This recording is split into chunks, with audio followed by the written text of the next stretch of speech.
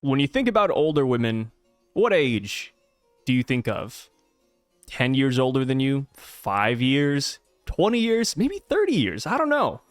But that is a genuine question we have to ask Yorel.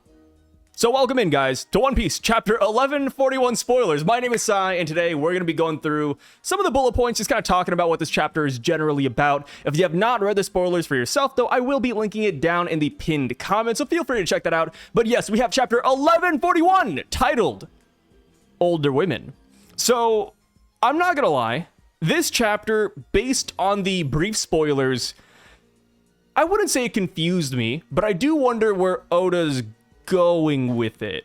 So like I said, title of the chapter is Older Women, and we come to find out the reason why it's titled that is because we ask Yorel a hard-hitting question.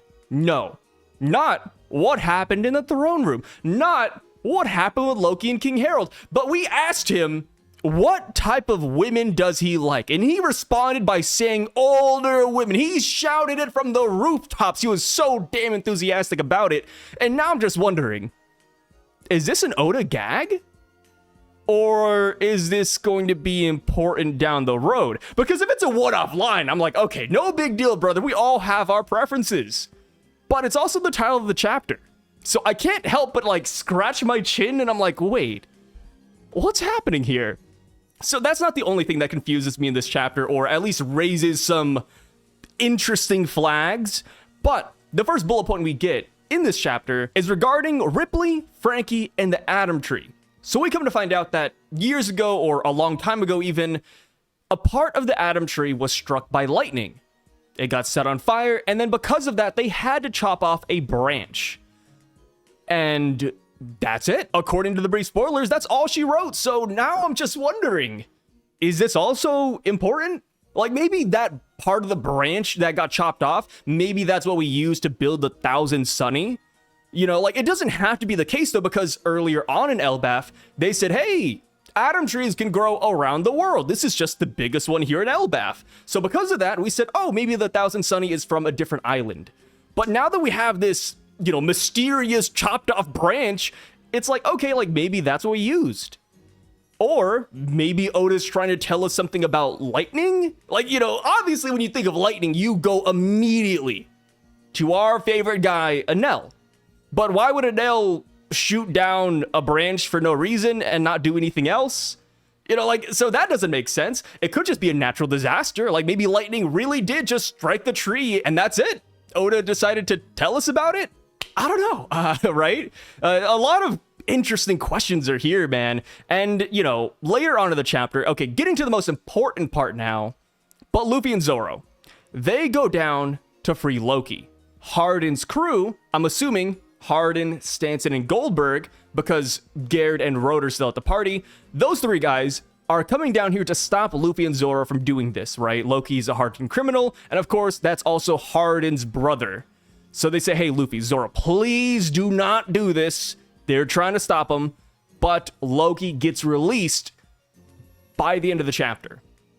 And the reason I tied this in with the Atom Tree is because maybe the Atom Tree being struck by lightning has something to do with Loki. Or because Loki was like this mischievous kid, you know, he also ate this crazy devil fruit, so maybe something is awry there. But either way, onto Loki. Now that he's released, we are going to get some pretty interesting reactions, right? Because while I'd like to imagine Loki would just wreak havoc here in Elbaph ASAP, we have to remember that he has a bone to pick with Shamrock. Shamrock sent 3 damn dog heads after him that all pierced him, by the way. Like, no room for imagination, but all 3 of those heads pierced Loki while he couldn't really react.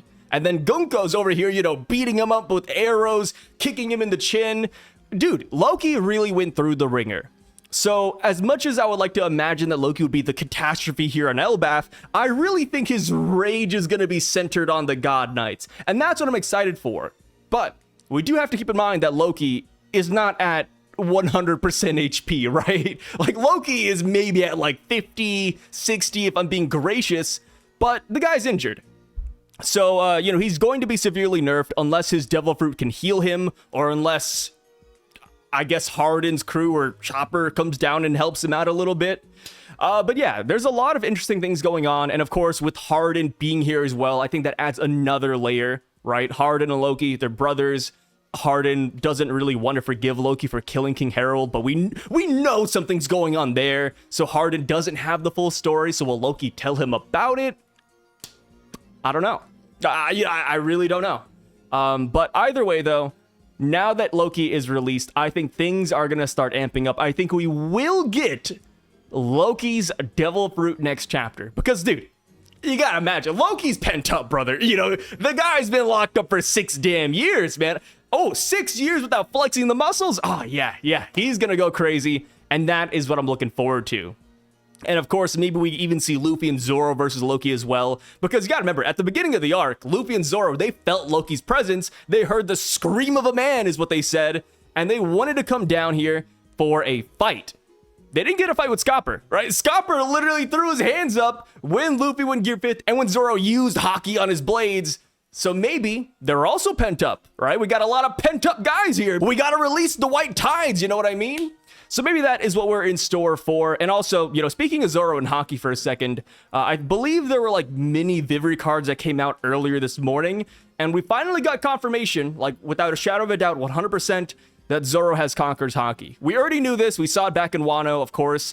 But this is the first time that it's actually been listed in a Zoro data snippet. So I did think that that was pretty damn cool. So outside of Loki, outside of Hardin, Luffy, Zoro, we also see Gerd and Road. Like I said earlier, they're still at the party. Same with Nami as well. And they're all just kind of hanging out. You know, Gerd being the giant doctor, she's healing the guards that were at the castle. And of course, Sanji is right alongside Gerd. You know, Sanji will not leave her side. You know, Sanji's showing some Scopper qualities right here. As far as Nami goes, she's just hanging out with Usopp. And I wonder if she's going to bring up Yasan, or I wonder if Road's gonna bring up Yasan, because everybody here at the party, including Road, right, they know that Yasan is Scopper Gaban. You know, like, they know who this guy is. So I wonder if they're gonna be like, hey, Nami, by the way, the guy you met was literally the left-hand man of the Pirate King. Like, where did he go? Why did he do this? What's happening? But yeah, there's a lot of good stuff here. But like I said, I feel like reading through the brief spoilers, I just kind of left more, not confused, but I do wonder if there's something bigger at play with the Atom Tree, with Yorel, and just all that stuff. And I would love to hear your guys' opinions down below. What do you think about this chapter? What do you think about the brief spoilers? Is this chapter a hit? Is it a miss? I would love to know those thoughts down below. And also, real quick, almost forgot, cover page, right? Cover page story. We see that Who's Who does not give a flying damn about Ulti at all. Flying damn. It's kind of funny because they're called the Flying Six, the Toby Ropo. But he doesn't give a damn because last week Ulti said, hey, if you hurt my brother, I'm going to mess you up. I'm going to chase you to hell and back. And guess what? In the cover page this week, page 1 is getting beaten up. Brother, where's Yamato? Dude, Yamato was outside that damn window 3 weeks ago. Yamato, Speed, Hold'em, who might be on our side because of Tama's Devil Fruit, Tama, right? We got a lot of people with us. And we're just watching this go down. At least for Ulti. At least for Ulti, right? They strapped her to a dartboard, but, you know, none of the knives landed. You know, Ulti technically unscathed, right? But now we got page 1 getting beaten up. At what point does Yamato say enough is enough? I'm just gonna hop in here and deal with this. And Yamato does have to, right? Whether Yamato likes Ulti page 1 or not, we still need Yasui's blade, and that is what Who's Who has. So at some point, Yamato's gonna do something, right? It's just a matter of when. It's gotta be next week. You know, it's got to be next week. Oh, I can't imagine this going on. Like, imagine we get to the next chapter and Yamato doesn't step in and they just keep on getting tortured. Like, how long will Oda keep this rolling? That is the big question. But again, thank you guys so much for being here, and I'll catch you guys later. Thanks for joining me on this short spoiler talk, and take care. Have a good rest of your day.